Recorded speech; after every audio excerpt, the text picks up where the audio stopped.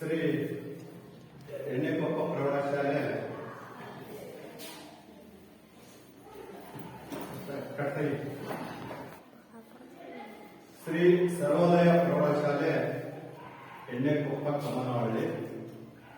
ಇಂದು ವಿಷಯ ದೈಹಿಕ ಶಿಕ್ಷಣ, ಅಧ್ಯಾಯ 14. ಇಲ್ಲಿ ಜೀವನ ಶೈಲಿಯಿಂದ ಬರುವ ರೋಗಗಳು.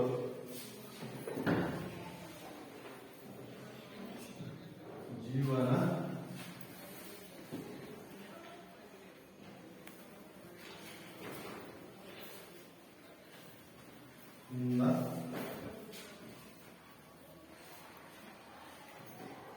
ಬರುವ ರೋಗಗಳು.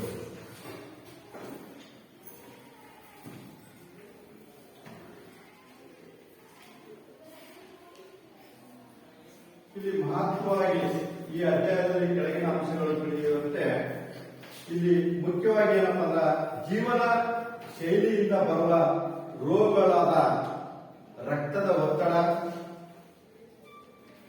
ಹೃದ್ರೋಗಗಳು ಹಾಗೂ ಮಧುಮೇಹ ಕಾರಣಗಳು ಮತ್ತು ಮುಂಜಾಗ್ರತೆಯ ಕ್ರಮಗಳನ್ನ ನಾವು ಇಲ್ಲಿ ಜೀವನ ಶೈಲಿ ಒಳಗೆ ಅನುಸರಿಸಬೇಕಾಗುತ್ತದೆ. ಇಲ್ಲಿ ಜೀವನ ಶೈಲಿಯ ರೋಗಗಳನ್ನ ಸಾಂಕ್ರಾಮಿಕ ರೋಗಗಳು ಅವು ಜನರ ನಡತೆ ಮತ್ತು ಜೀವನ ಸಾಗಿಸುವ ರೀತಿಯಿಂದ ಬರುವ ಪದ್ಧತಿಯಾಗಿರುತ್ತದೆ. ಇದಕ್ಕೆ ವಿರುದ್ಧವಾಗಿ ಸಾಂಕ್ರಾಮಿಕ ರೋಗ ಜನರ ನಡತೆಗೆ ಸಂಬಂಧವಿಲ್ಲದಾಗಿರುತ್ತದೆ ಅನ್ನೋದನ್ನ ಇಲ್ಲಿ ನಾವು ನೋಡ್ತಾ ಇದ್ದೀವಿ. ಈಗ ಜೀವನ ಶೈಲಿಯಿಂದ ಬರ್ತಕ್ಕಂಥ ರೋಗಗಳು, ಈಗ ನಾವೆಲ್ಲರೂ ಒಟ್ಟಿ ಜೀವನ ಮಾಡ್ತಿರ್ತೀವಿ. ನಾವು ಹೇಗೆ ಜೀವನ ಮಾಡ್ತೀವೋ ಆ ರೀತಿಯಾಗಿರ್ತಕ್ಕಂಥ ರೋಗಗಳು ಹರಡುತ್ತವೆ. ಹೇಗೆ ಹರಡುತ್ತದೆ ಅಂತಕ್ಕಂಥದ್ದನ್ನು ನಾವು ಸಾಮಾನ್ಯವಾಗಿ ನೋಡಿದಾಗ, ಸ್ವಚ್ಛತೆ ಇಲ್ಲ ಅಂತಂದ್ರೆ ಅಲ್ಲಿ ಪರಿಸರ ಹಾಳಾಗ್ತದೆ. ಆ ಪರಿಸರದಿಂದ ಕೆಲವು ರೋಗಗಳು, ಸಾಂಕ್ರಾಮಿಕ ರೋಗಗಳು ಬರ್ತಿರ್ತವೆ. ಈಗ ಒಂದ್ ಕಡೆಗೆ ನೀರು ನಿಂತಿರ್ತದೆ, ಅದು ಬಹಳಷ್ಟು ದಿನಗಳ ನಂತರ ಅದು ವಾಸನೆ ಆಗ್ಬಿಟ್ಟು ಮತ್ತೆ ಕೆಟ್ಟ ಇದು ಆಗಿಬಿಟ್ಟು ಏನಾಗ್ತದಪ್ಪ ಅಂತಂದ್ರೆ ಅಲ್ಲಿ ಹೆಚ್ಚೆಚ್ಚು ಕೊಳಚ ಪ್ರದೇಶ ಜಾಸ್ತಿ ಇದಾಗಿಬಿಟ್ಟು ಸೊಳ್ಳೆಗಳು ಉತ್ಪತ್ತಿ ಆಗ್ತವೆ. ಸೊಳ್ಳೆಗಳು ಉತ್ಪತ್ತಿ ಆದ್ಮೇಲೆ ಅಲ್ಲಿ ಸೊಳ್ಳೆಯಿಂದ ಬರ್ತಕ್ಕಂಥ ರೋಗಗಳು ಮಲೇರಿಯಾ ರೋಗ ಬರ್ತದೆ. ಮಲೇರಿಯಾ ರೋಗ ಸಾಂಕ್ರಾಮಿಕ ರೋಗ, ಅದು ಒಬ್ಬರಿಂದ ಇನ್ನೊಬ್ಬರಿಗೆ ಹರಡತಕ್ಕಂಥ ರೋಗ ಆಗಿರ್ತದೆ. ಈ ರೋಗಗಳನ್ನ ನಾವು ಈ ಒಂದು ನಿಯಂತ್ರಣದಲ್ಲಿ ಇಟ್ಕೊಳ್ಬೇಕಾದ್ರೆ ಮುಖ್ಯವಾಗಿ ಪರಿಸರ ಸ್ವಚ್ಛತೆವಾಗಿರಬೇಕು. ನಮ್ಮ ಜೀವನ ಶೈಲಿ ಬಹಳ ಚೆನ್ನಾಗಿ ಉತ್ತಮ ಸ್ಥಿತಿಯಲ್ಲಿ ಇಟ್ಟುಕೊಂಡಿರಬೇಕು ಅಂತಕ್ಕಂಥದ್ದು. ಮಾನವನು ಸಮಾಜದಲ್ಲಿ ಮತ್ತು ವಿಜ್ಞಾನದ ಅಭಿವೃದ್ಧಿಯಿಂದ ಮತ್ತು ಸಮಾಜದ ಉನ್ನತಿಯ ಕಾರಣದಿಂದ ತನ್ನ ಜೀವನದಲ್ಲಿ ತೀವ್ರಗತಿಯ ಪರಿವರ್ತನೆಗಳನ್ನ ಮಾಡಿ ಸಾಮಾನ್ಯವಾಗಿ ಇಂತಹ ಕಾಯಿಲೆಗಳನ್ನು ಉಂಟು ಮಾಡುವ ಪರಿಸ್ಥಿತಿಗೆ ಕಾರಣವಾಗುತ್ತದೆ. ಇಲ್ಲಿ ತಪ್ಪು ಜೀವನ ಶೈಲಿಯಿಂದ ಜನರಲ್ಲಿ ಕಾಣಸಿಗುವಂತಹ ಕೆಲವು ಸಾಮಾನ್ಯ ದೇಹದ ಅವ್ಯವಸ್ಥೆಗಳು ಮತ್ತು ರೋಗಗಳು ಕೆಳಗಿನಂತೆ ಇರುತ್ತದೆ. ಇಲ್ಲಿ ಯಾವ ರೀತಿಯಾಗಿ ಮುಖ್ಯವಾಗಿರ್ತಕ್ಕಂಥದ್ದನ್ನು ನಾವು ಕಾಣ್ತೀವಿ ಅಂತಂದ್ರೆ ಆಲ್ಝೈಮರ್ಸ್ ಕಾಯಿಲೆ ಅಂತಕ್ಕಂಥದ್ದು. ಆಲ್ಝೈಮರ್ಸ್ ಕಾಯಿಲೆ ಅಂತಕ್ಕಂಥದ್ದು ಮುಖ್ಯವಾಗಿ ನೋಡ್ತಿರ್ತೀವಿ. ಮತ್ತು ಉಬ್ಬಸ, ಅಸ್ತಮಾ, ಹಾಗೆ ಕ್ಯಾನ್ಸರ್, ಮತ್ತೆ ಮಧುಮೇಹ, ಸಕ್ಕರೆ ಕಾಯಿಲೆ, ಹಾಗೆ ಹೃದ್ರೋಗಗಳು ಮತ್ತು ಮೂತ್ರಪಿಂಡದ ರೋಗಗಳು, ಖಿನ್ನತೆ ಮತ್ತು ಬೊಜ್ಜುತನ ಅಂತಕ್ಕಂಥದ್ದು. ಇಲ್ಲಿ ಈ ಕಾರಣಗಳು 8 ಅಂಶಗಳನ್ನ ನಾವು ಜೀವನ ಶೈಲಿ ಒಳಗೆ ಇಲ್ಲಿ ಕಾಣ್ತಕ್ಕಂಥದ್ದನ್ನು ನಾವು ಜನರಲ್ಲಿ ಸಿಗಬಹುದಾಗಿರ್ತಕ್ಕಂಥ ದೇಹದ ಅವ್ಯವಸ್ಥೆಯ ಮತ್ತು ರೋಗಗಳಿಂದ ಕಾಣ್ತಕ್ಕಂಥದ್ದನ್ನು ನಾವು ಕಾಣ್ತೀವಿ. ಇಲ್ಲಿ ಅತಿ ಹೆಚ್ಚಾಗಿ ಇವೆಲ್ಲಾ ರೋಗಗಳು ಬರಲಿಕ್ಕೆ ಕಾರಣ ಏನು? ಕಾರಣ ಗೊತ್ತಿರ್ಬೇಕಲ್ಲ. ಈಗೀಗ ಇದಕ್ಕೆ ಈ ಕಾಯಿಲೆಗಳು ಬರ್ತವೆ, ನಾವು ಹೇಗಿರಬೇಕು, ನಮ್ಮ ಜೀವನ ಶೈಲಿ ಹೇಗಿರಬೇಕು ಪದ್ಧತಿ ಹೇಗಿರಬೇಕು ಅಂತಕ್ಕಂಥದನ್ನ ಇಲ್ಲಿ ಜೀವನ ಶೈಲಿಯ ಬರುವ ರೋಗಗಳು ಅಂತಕ್ಕಂಥ ಹೆಸರೇ ಹೇಳ್ತಾ ಇದೆ.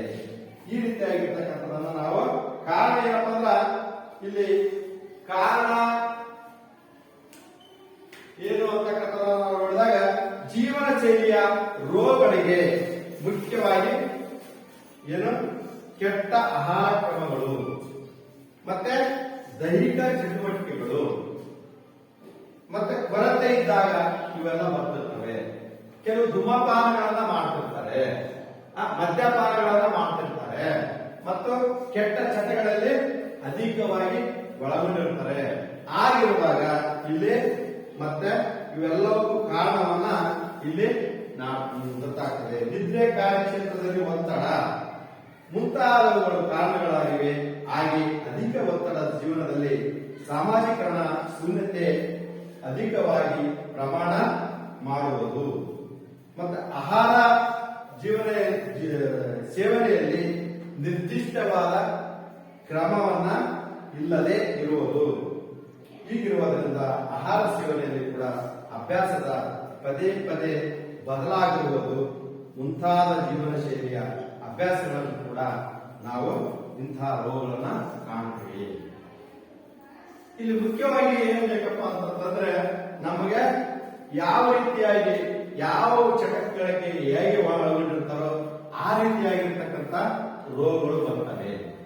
ಅದಕ್ಕೆ ನಿಮ್ಮ ಬಾಲ್ಯ ವ್ಯವಸ್ಥೆಯಲ್ಲಿ ನೀವು ಅಸ್ತವ್ಯಸ್ತವಾಗಿ ಮತ್ತು ಬೇರೆ ಬೇರೆ ಚಟಗಳಲ್ಲಿ ತೊಡಗಿದ್ರಿ ಅಂತಂದ್ರೆ ನಿಮಗೆ ಹಲವಾರು ಕಾಯಿಲೆಗಳು ಅಟ್ಯಾಕ್ ಆಗ್ತಿರ್ತವೆ.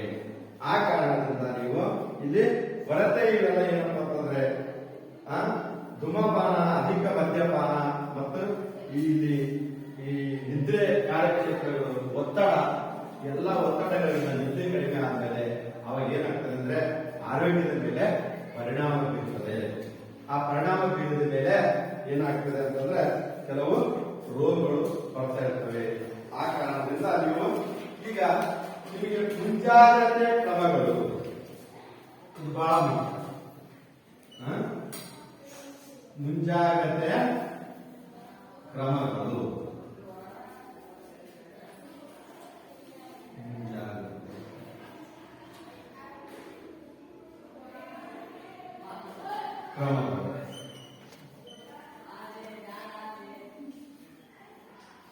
ಇಲ್ಲಿ ಇದು ಮುಂಜಾಗ್ರತೆ ಇಟ್ಬಿಟ್ರೆ ಯಾವ ಕಾಯಿಲೆಗಳು ಬರಲ್ಲ. ಮುನ್ನೆಚ್ಚರಿಕೆ ಹೀಗೆ ಮಾಡುವುದರಿಂದ ಯಾರಿಗೆ ನಾವು ಇದು ಬರ್ತದೆ ಹೀಗೆ ಮಾಡೋದ್ರಿಂದ ಯಾವ ರೀತಿಯಾಗಿ ನಮಗೆ ಕಾಯಿಲೆಗಳು ಬರ್ತವೆ. ಮುಂಜಾಗ್ರತೆ ಇರಬೇಕು. ಮುಂದೆ ಒಂದು ಕ್ರಮವನ್ನು ತೆಗೆದುಕೊಳ್ಳಬೇಕಾಗ್ತದೆ. ಇಲ್ಲಿ ಜೀವನ ಶೈಲಿ ಒಳಗೆ ರೋಗಗಳನ್ನ ನಾವು ನೋಡಿದಾಗ ರೋಗಗಳು ನಮ್ಮ ಜೀವನ ಶೈಲಿಯನ್ನು ಬದಲಾಯಿಸುವುದರಿಂದ ತಡೆಯಬಹುದಾದ ನಮ್ಮ ಕೆಟ್ಟ ಜೀವನ ಶೈಲಿಯ ಹಾನಿಕಾರಕ ಪರಿಣಾಮಗಳನ್ನು ಕೆಳಗಿನ ಕ್ರಮಗಳಿಂದ ಪ್ರತಿರೋಧಿಸಬಹುದು. ಇಲ್ಲಿ ಏನ್ ಮಾಡ್ಬೇಕಂದ್ರೆ ಮುಖ್ಯವಾಗಿ ಈ ಮುಂಜಾಗ್ರತೆ ಕ್ರಮವನ್ನು ನಾವು ಅನುಸರಿಸಬೇಕಾಗ್ತದೆ. ಮುಂಜಾಗ್ರತೆ ಕ್ರಮ ಏನಪ್ಪ ಅಂತಂದ್ರೆ ದಿನನಿತ್ಯ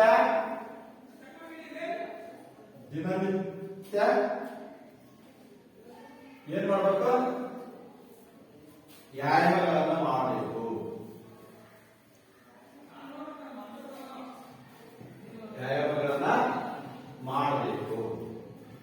ಇಲ್ಲಿ ವ್ಯಾಯಾಮಗಳನ್ನ ಮಾಡುವುದರಿಂದ ನಮಗೆ ಏನಾಗ್ತದೆ ಅಂತಂದ್ರೆ ಜೀವನ ಶೈಲಿಯೊಳಗೆ ಕೆಲವೊಂದು ಹಂತವನ್ನು ನಾವು ರೋಗಗಳಿಂದ ಮುಕ್ತವಾಗ್ತದೆ. ಮುಂಜಾಗ್ರತೆಯಲ್ಲಿ ಇದೊಂದು ಮುಖ್ಯವಾದ ದಿನನಿತ್ಯ ವ್ಯಾಯಾಮ ಮಾಡುವುದು. ಅದೇ ರೀತಿಯಲ್ಲಿ ಇನ್ನೊಂದು ಸಮತೋಲನ ಆಹಾರವನ್ನ ಸೇವನೆ ಮಾಡಬೇಕು. ಸಮತೋಲನ ಆಹಾರ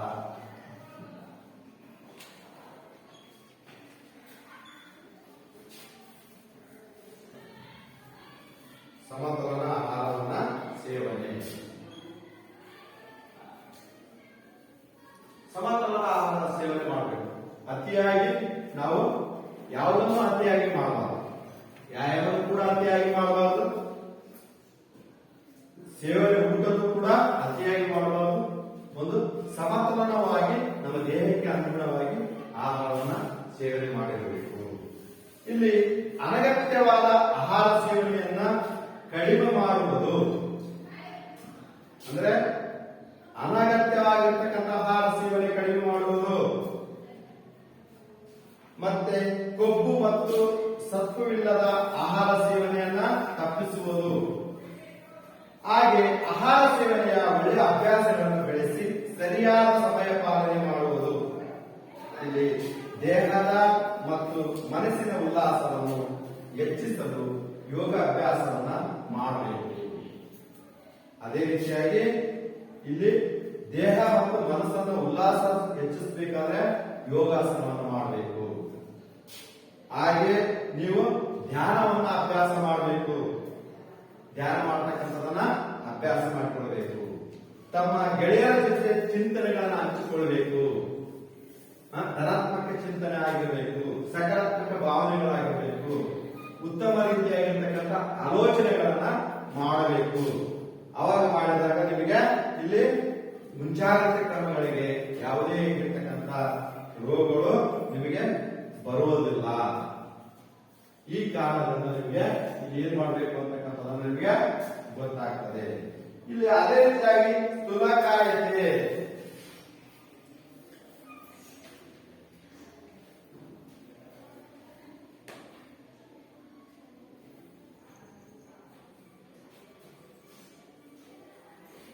ಇದು ಮುಖ್ಯವಾಗಿ ನಿಮಗೆ ಬೇಕಾಗಿರುತ್ತೆ.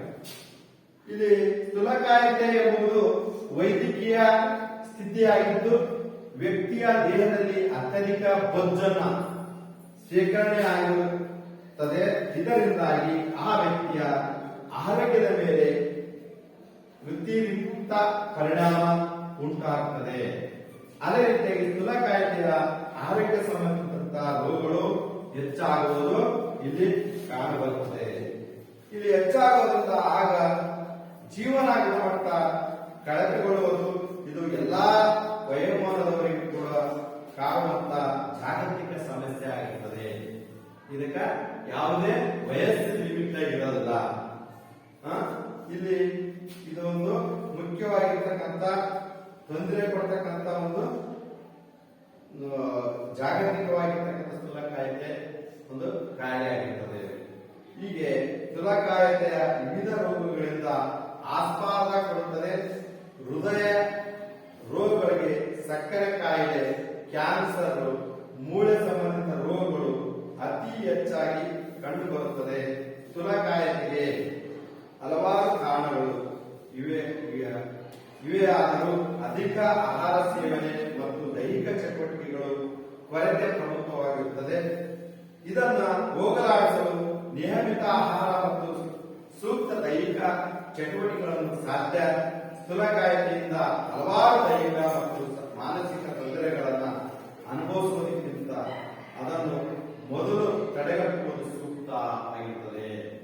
ಇದು ಸ್ಥೂಲಕಾಯತೆಯ ಆಗಿರ್ತಕ್ಕಂಥ ಒಂದು ಮುಖ್ಯವಾಗಿರ್ತಕ್ಕಂಥ ಒಂದು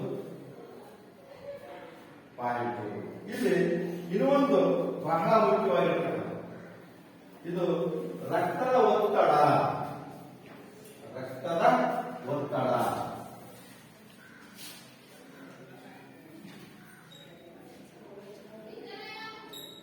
ಒತ್ತಡ ಬಿಪಿ, ಬ್ಲಡ್ ಪ್ರೆಷರ್ ನಾವು ಕಾಣ್ತೀವಿ. ಇಲ್ಲಿ ರಕ್ತವು ನಮ್ಮ ದೇಹದೊಳಗೆ ಸಂಚರಿಸುವಾಗ ರಕ್ತದೊಳಗೆ ಗೋಡೆಗಳ ವಿರುದ್ಧ ಹಾಕುವ ಒತ್ತಡವನ್ನು ರಕ್ತದ ಒತ್ತಡ ಎಂದು ಹೇಳುತ್ತೇವೆ. ರಕ್ತ ಹರಿತಾ ಇರುವಾಗ ಅಲ್ಲೆಲ್ಲ ಸ್ವಲ್ಪ ಇದಾಯ್ತಂದ್ರೆ ನಮ್ಗೆ ಏನಾಗ್ತದಂದ್ರೆ ಒತ್ತಡ ಮತ್ತೆ ಏರುಪೇರು ದೇಹದವರಿಗೆ ವ್ಯತ್ಯಾಸವನ್ನು ಆಗ್ತಿರ್ತವೆ. ಅತಿಯಾದ ಸಿಟ್ಟು ಮಾಡೋದು, ಅತಿಯಾದ ಬೇರೆ ಮೇಲೆ ಕೋಪಗೊಳ್ಳುವುದು, ಇವೆಲ್ಲವೂ ಕೂಡ ಏನಾಗ್ತದಂದ್ರೆ ದೇಹದಲ್ಲಿ ವ್ಯತ್ಯಾಸ ಆಗ್ತಿರ್ತವೆ. ಅದಕ್ಕೆ ರಕ್ತದ ಒತ್ತಡವನ್ನು ಕೂಡ ನಿಯಂತ್ರಣಗೊಳಿಸಿಕೊಳ್ಳುವುದು ಬಹಳ ಸೂಕ್ತವಾಗಿರತಕ್ಕಂಥದ್ದು. ಇದು ದಿನನಿತ್ಯ ರಕ್ತದ ಒತ್ತಡ ಬದಲಾಗುವುದು ಸಹಜ, ಆದರೆ ಹೆಚ್ಚಿನ ಪ್ರಮಾಣದಲ್ಲಿ ನಿರಂತರವಾಗಿದ್ದರೆ ಆ ವ್ಯಕ್ತಿ ತೀವ್ರ ರಕ್ತ ಒತ್ತಡ ಇದೆ ಎನ್ನುವುದು. ತೀವ್ರ ರಕ್ತದ ಒತ್ತಡಕ್ಕೆ ಮತ್ತೊಂದು ಹೆಸರೇ ಹೈಪರ್ ಟೆನ್ಷನ್. ಹೆಚ್ಚು ಟೆನ್ಷನ್ ಮಾಡಿಕೊಳ್ಳುವುದು, ಹೆಚ್ಚು ಒತ್ತಡ ಮಾಡಿಕೊಳ್ಳುವುದು, ಇವೆಲ್ಲವನ್ನ ಹೈಪರ್ ಟೆನ್ಷನ್ ಅಂತ ಕರೀತಾರೆ. ಇದು ರಕ್ತದ ಒತ್ತಡ ಕೂಡ ದೇಹಕ್ಕೆ ಬಹಳಷ್ಟು ಮುಖ್ಯವಾಗಿರ್ತಕ್ಕಂಥದ್ದನ್ನು ನಾವು ಕಾಣ್ತೀವಿ. ಬ್ಲಡ್ ಪ್ರೆಷರ್ ಮನುಷ್ಯನಿಗೆ ಇದಿರಬೇಕು. ಅತಿಯಾಗಿ ಹಲವಾರು ಯೋಚನೆಗಳನ್ನ, ಹಲವಾರು ವೃತ್ತಿಗಳನ್ನ, ಹಲವಾರು ರೀತಿಯಾಗಿರ್ತಕ್ಕಂಥ ಸಮಸ್ಯೆಗಳನ್ನ ನಾವು ಮೈಮೇಲೆ ಹೇಳ್ಕೊಂಡಾಗ ಅದು ಹೆಚ್ಚು ಒತ್ತಡ ಆಗ್ತಿರ್ತವೆ. ಒತ್ತಡಗಳನ್ನ ಮಾಡಿಕೊಳ್ಳಬಾರದು ಅಂತಕ್ಕಂಥದ್ದನ್ನು ನಾವಿಲ್ಲಿ ಇದರ ಅರ್ಥವಾಗಿರುತ್ತದೆ. ಹಾಗೆ ಇಲ್ಲಿ ರಕ್ತದ ಒತ್ತಡವು ಎರಡು ಸಂಖ್ಯೆಗಳಿರುತ್ತವೆ. ಒಂದು ಸಿಸ್ಟೋಲಿಕ್ ಮತ್ತು ಡಯಾಸ್ಟಿಕ್ ಅಂತಕ್ಕಂಥದ್ದು. 120 ಸಿಸ್ಟೋಲಿಕ್ ಒತ್ತಡ ಮತ್ತು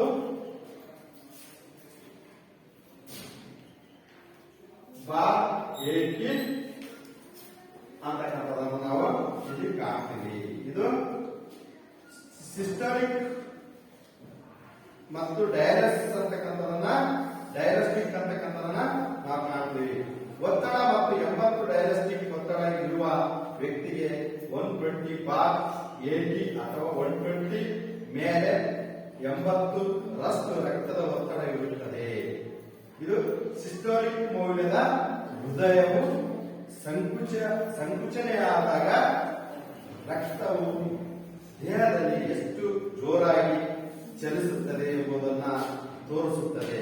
ಇದು ಡಯಾಸ್ಟಿಕ್ ಮೌಲ್ಯವು ಹೃದಯದ ಬಡಿತದ ಮಧ್ಯೆ ಹೃದಯವು ವಿಶ್ರಮದಲ್ಲಿ ಅದರಲ್ಲಿ ರಕ್ತವು ತುಂಬುವಾಗ ರಕ್ತವು ಎಷ್ಟು ಜೋರಾಗಿ ಚಲಿಸುತ್ತದೆ ಎಂಬುದನ್ನು ತೋರಿಸುತ್ತದೆ. ಇಲ್ಲಿ ಮುಖ್ಯವಾಗಿ ವಯಸ್ಕರಿಗ ರಕ್ತದ ಒತ್ತಡ 120/80 ಇರಬೇಕು. ಇಲ್ಲಿ 120/80 ಇದ್ರೆ 120/80 ಇರಬೇಕು.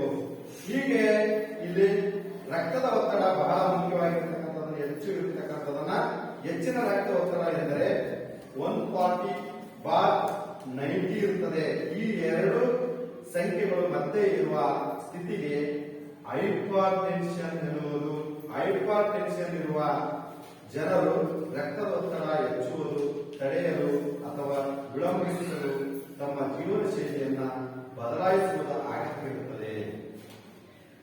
ಈ ತರ ಹೈಪರ್ ಟೆನ್ಷನ್ ಏನಾದ್ರು ಅಂದ್ರೆ 140/90 ಇರ್ತದೆ ಅಂತಂದ್ರೆ ಅದು ಹೆಚ್ಚು ರಕ್ತದ ಒತ್ತಡ ಆಗಿರುತ್ತದೆ ಅಂತಕ್ಕಂಥದನ್ನ ಅವಾಗ ಅವರು ಮಾಡತಕ್ಕಂಥ ಜೀವನ ಶೈಲಿಯನ್ನು ಬದಲಾಯಿಸಿಕೊಳ್ಬೇಕು. ಬಿಪಿ ಹೆಚ್ಚಾದ ಮೇಲೆ ಅದನ್ನ ಅವಾಗ ತಿನ್ನೋದು, ಕಡಿಮೆ ತಿನ್ನೋದು, ಉಪ್ಪಿನಕಾಯಿ ಕಡಿಮೆ ತಿನ್ನೋದು, ಬೇರೆ ರೀತಿಯಾಗಿರ್ತಕ್ಕಂಥದನ್ನ ಇದು ಹೈಪರ್ ಟೆನ್ಷನ್ ಆದ್ಮೇಲೆ ಅದರ ಬಗ್ಗೆ ಗಮನ ಹರಿಸಿ ಆ ಒಂದು ಭಾಗದ ವೈದಿಕ ಸಲಹೆ ತೆಗೆದುಕೊಂಡು ಅವರು ಜೀವನ ಶೈಲಿಯನ್ನು ಮಾಡಿದರೆ ಇನ್ನೂ ಹೆಚ್ಚು ಕಾಲ ಬದುಕತಕ್ಕಂತ ಒಂದು ಅವಕಾಶ ಇರುತ್ತದೆ. ಇದು ಜೀವನ ಶೈಲಿಗೆ ಬಹಳ ಮುಖ್ಯವಾಗಿರ್ತಕ್ಕಂಥದ. ಬರ್ತಕ್ಕಂಥ ಒಂದು ರೋಗಗಳು ಬಹಳ ಅತ್ಯಮೂಲ್ಯವಾಗಿರ್ತಕ್ಕಂಥದ್ದಾಗಿರುತ್ತದೆ. ಈ ಕಾರಣದಿಂದ ಇಲ್ಲಿ ಹೈಪರ್ ಟೆನ್ಷನ್ ಇರಬಾರದು ಅಂತಕ್ಕಂಥ. ಹೆಚ್ಚಿನ ರಕ್ತದ ಒತ್ತಡಕ್ಕೆ ಕಾರಣಗಳು. ಈಗ ನಮಗೆ ಏಕೆ ರಕ್ತದ ಒತ್ತಡ ಬರುತ್ತದೆ, ಯಾವ ರೀತಿಯಾಗಿ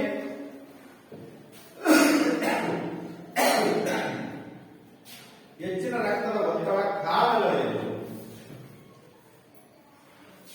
ಅತಿ ಹೆಚ್ಚು ರಕ್ತದ ಒತ್ತಡ ನಿರ್ದಿಷ್ಟವಾದ ಕಾರಣಗಳು ಹೇಳಲು ಸಾಧ್ಯವಾಗದಿದ್ದರೂ ಸಾಮಾನ್ಯವಾಗಿ ತಿಳಿದ ಕಾರಣಗಳೇನಾದರೂ ಹೆಚ್ಚಿನ ದೇಹ ತೂಕ, ಮದ್ಯಪಾನ, ಅನುವಂಶತೆ, ಜಾಸ್ತಿ ಉಪ್ಪಿನ ಸೇವನೆ ಮತ್ತು ಮುಪ್ಪು, ದೈಹಿಕ ಚಟುವಟಿಕೆ ರಹಿತ ಜೀವನ ಶೈಲಿಗಳು ಇವೆಲ್ಲ ಇದ್ದರೆ ರಕ್ತದ ಒತ್ತಡ ಜಾಸ್ತಿ ಆದರೆ ಅದು ರಕ್ತನಾಳಗಳು, ಹೃದಯವನ್ನ ಮತ್ತು ಮೂತ್ರಪಿಂಡವನ್ನ ಕೆಡಿಸುತ್ತದೆ. ಇದರಿಂದ ಹೃದಯ ಅಪಘಾತ, ಮೆದುಳಿನ ಅಪಘಾತ ಮತ್ತು ಇತರೆ ತೊಂದರೆಗಳು ಉಂಟಾಗಬಹುದು.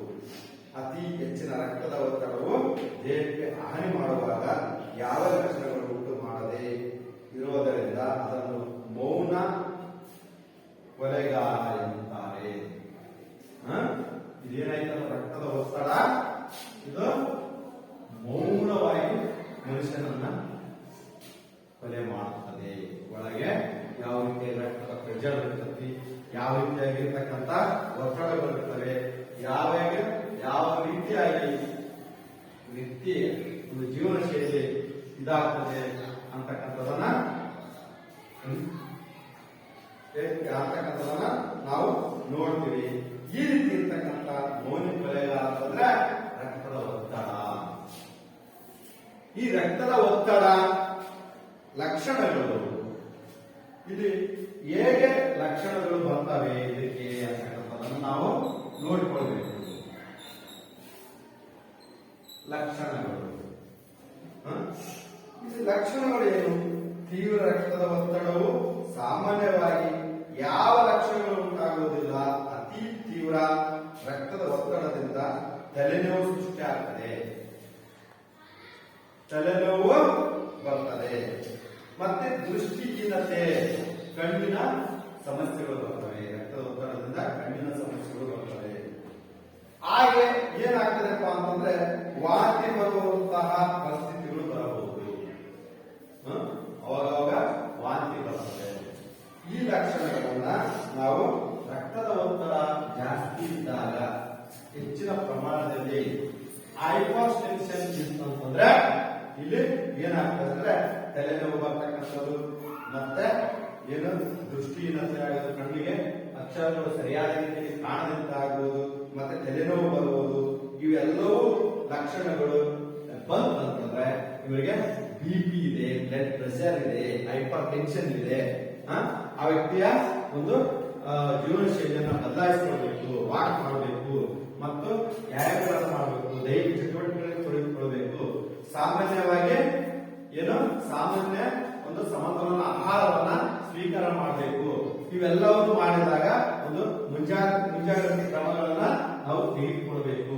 ಮುಂಜಾಗ್ರತೆ ಕ್ರಮಗಳನ್ನು ತೆಗೆದುಕೊಂಡಾಗ ಇಲ್ಲಿ ಲಕ್ಷಣಗಳನ್ನು ನಾವು ನೋಡಬಹುದು.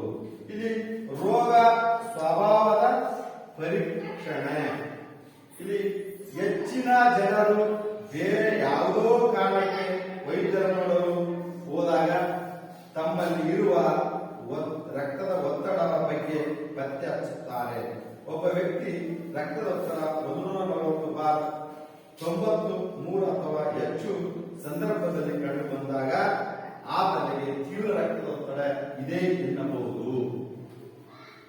ಆ ಕಾರಣದಿಂದ ಇಲ್ಲಿ ಹೆಚ್ಚು ಮುಖ್ಯವಾಗಿರ್ತಕ್ಕಂಥದ್ದನ್ನು ನಾವು ಕಾಣ್ತೇವೆ. ಈಗ ಚಿಕಿತ್ಸೆ, ಈ ಒಂದು ಇದಕ್ಕೆ ಚಿಕಿತ್ಸೆ ಹೇಗೆ ಮಾಡಬೇಕು, ಇದಕ್ಕೆ ರಕ್ತದ ಒತ್ತಡಕ್ಕೆ ಚಿಕಿತ್ಸೆ ಹೇಗೆ ಮಾಡಬೇಕು? ರಕ್ತದ ಒತ್ತಡವನ್ನು ಜೀವನ ಶೈಲಿಯಲ್ಲಿ ಆರೋಗ್ಯಕರ ಬದಲಾವಣೆಗಳನ್ನು ಮಾಡುವುದರಿಂದ ಕಡಿಮೆ ಮಾಡಬಹುದು.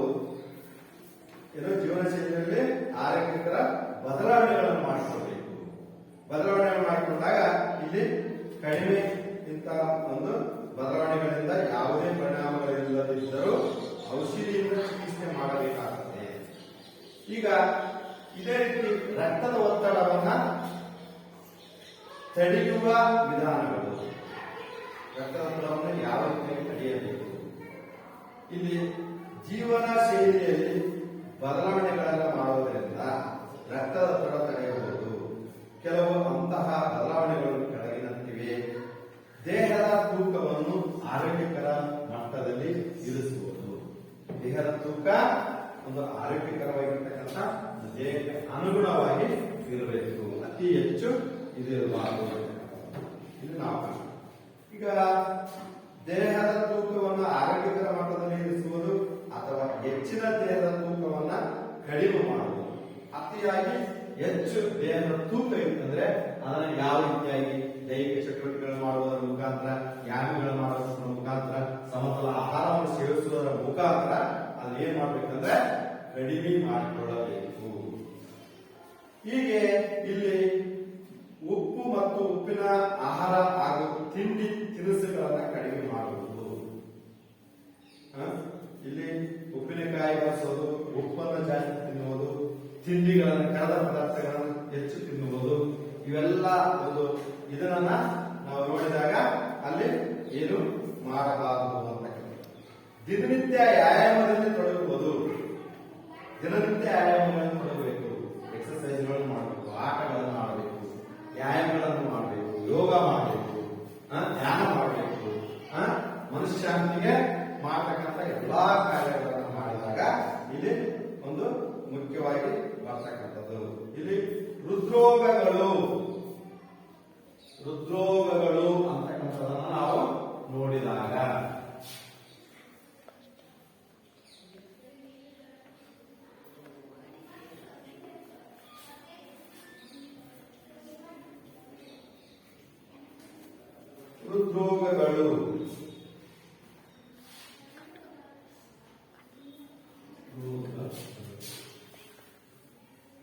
ಹೃದ್ರೋಗಗಳು ಇಲ್ಲಿ ಹೃದ್ರೋಗಗಳು ಏನಂತಂದ್ರೆ ಹೃದಯ ಮತ್ತು ಅದರ ರಕ್ತನಾಳಗಳಿಗೆ ಸಂಬಂಧಿಸಿದಂಥದ್ದು.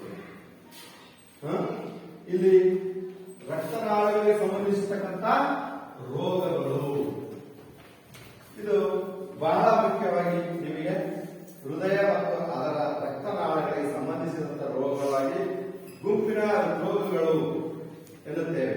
ಹೃದ್ರೋಗಗಳು ಹೃದಯದ ಸಂಕುಚನ ಮತ್ತು ಸಾಮರ್ಥ್ಯದ ಮೇಲೆ ಪರಿಣಾಮ ಬೀರುತ್ತದೆ. ಇಲ್ಲಿ ಕವಟಗಳನ್ನ ಕೆಡಿಸುತ್ತವೆ ಅಥವಾ ರಕ್ತನಾಳಗಳನ್ನು ಸಣ್ಣಗೊಳಿಸುತ್ತದೆ. ಇದಕ್ಕೆ ಅನುಗುಣವಾಗಿ ಜೀವಾಣುವಿನಲ್ಲಿ ಉನ್ನತವಾಗುವ ವಿಷ ಮತ್ತು ರೋಗ ತರುವ ಕ್ರಿಮಿಗಳು ಹೃದಯ ಮತ್ತು ಅದರ ರಕ್ತನಾಳಗಳು ಹಾನಿ ಮಾಡುತ್ತವೆ. ಇದು ಹೃದ್ರೋಗಗಳು ಗುಂಪಿನಲ್ಲಿ ಹೈಪರ್ಟೆನ್ಷನ್, ತೀವ್ರ ಒತ್ತಡ, ಅತಿ ರೋಗಸ್ಥಿತಿ, ರಕ್ತನಾಳಗಳು ಸಣ್ಣಗಳು, ಹೃದಯದ ನಾಳಗಳು ರೋಗಗಳು ಮತ್ತು ಸ್ಟ್ರೋಕ್, ಮೆದುಳಿನ ಅಪಘಾತ ಸೇರುತ್ತವೆ. ಇಲ್ಲಿ ಏನಪ್ಪಾ ಅಂತಂದ್ರೆ ಇದು ಹೃದ್ರೋಗಗಳು ಯಾವ ರೀತಿಯಾಗಿ ಆಗ್ತದೆ ಅಂತಕ್ಕಂಥದ್ದನ್ನು ನಾವು ಗಮನಿಸುತ್ತೇವೆ. ಇಲ್ಲಿ ಯಾವ ರೀತಿ ಆಗ್ತದೆ ಅಂತಕ್ಕಂಥದನ್ನ ಕೊಡ್ತಕ್ಕಂಥದ್ದು ಆರ್ಟಿರಿಯೋ ಸ್ಕ್ಲೆರೋಸಿಸ್, ರಕ್ತನಾಳಗಳು ಸಣ್ಣಗೊಳ್ಳುವುದು. ಆರ್ಟಿರಿಯೋ ಸ್ಕ್ಲೆರೋಸಿಸ್ ಎಂದರೆ ರಕ್ತನಾಳಗಳು ಸಣ್ಣವಾಗುವುದು ಅಥವಾ ಗಟ್ಟಿಯಾಗುವುದು. ಅದು ಹೃದಯದ ರಕ್ತನಾಳಗಳನ್ನು ಒಳಗೊಂಡಾಗ ಅದನ್ನ ಹೃದಯದ ರಕ್ತನಾಳಗಳು ರೋಗ ಎನ್ನುತ್ತೇವೆ. ಇದು ಪ್ಲಾಕ್ ಎನ್ನುವ ಕೊಬ್ಬಿನ ಅಂಶ ಮತ್ತು ಖನಿಜಾಂಶಗಳು ಹೃದಯದ ರಕ್ತನಾಳಗಳು ಗೋಡೆಯ ಮೇಲೆ ಸೇರಿದಾಗ, ರೋಗನಾಳಗಳು ಸೇರಿದಾಗ ಇಲ್ಲಿ ರಕ್ತನಾಳಗಳು ಸಣ್ಣ ಮಾಡುತ್ತವೆ ಅಥವಾ ಗಟ್ಟಿ ಮಾಡುತ್ತವೆ. ಇದರಿಂದ ಹೃದಯಕ್ಕೆ ರಕ್ತದ ಕೊರತೆ ಉಂಟು ಮಾಡುತ್ತದೆ.